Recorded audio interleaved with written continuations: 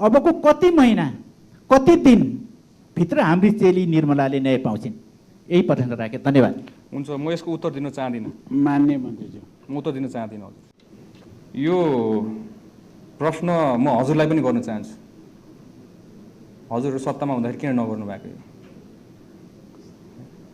र अहिले हामीलाई आएर त्यो भारी पकाउँदै गर्दाखेरि म माननीयज्यूलाई के एउटा आग्रह गर्न चाहेँ भन्दाखेरि चाहिँ यो एकदम सेन्सिटिभ विषय हो। यो सेन्सिटिभ विषयलाई हामीले जहिले पनि त्यो एउटा आमाको घाउलाई कोटाको गर्ने हो कि सदनको मार्फतबाट उहाँलाई पीडा दिइराख्ने हो कि यसमा चरणबद्ध रूपमा चाहिँ सूक्ष्म तरिकाले अनुसन्धान गरेर यसको रिजल्ट दिने हो।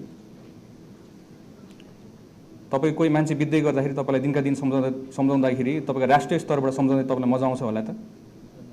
तपाईँलाई मनमा शान्ति हुन्छ होला त? यो पनि म हजुरलाई प्रश्न गर्न चाहन्छु।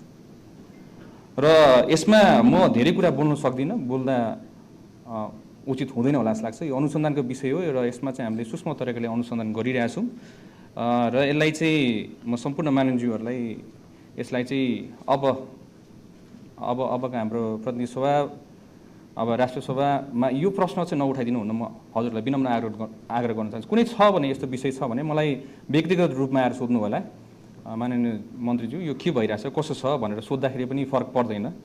यसको उत्तर मसँग छ। तर मैले जहिले पनि यसरी गरेर एउटा आमाको पीडामाथि चाहिँ मलम लाउनुको साटो चाहिँ बारम्बार यहाँ सदनमा बसेर चाहिँ उहाँको छोरीको सम्झनालाई कोटाइराख्न चाहिँ मेरो नैतिकताले चाहिँ दिँदैन। त्यही भएर मानज्यू माफ पनि माग्न चाहन्छु। यसको बारेमा मैले राम्रोसित उत्तर दिन सक्दिनँ होला, तर हजुरले एकछिनपछि मलाई सोद्धाखेरि म यसको बारेमा विस्तृत जानकारी दिन सक्छु। सबै माननीयज्यूहरूलाई रिक्वेस्ट गरिए चाहिँ हजुर।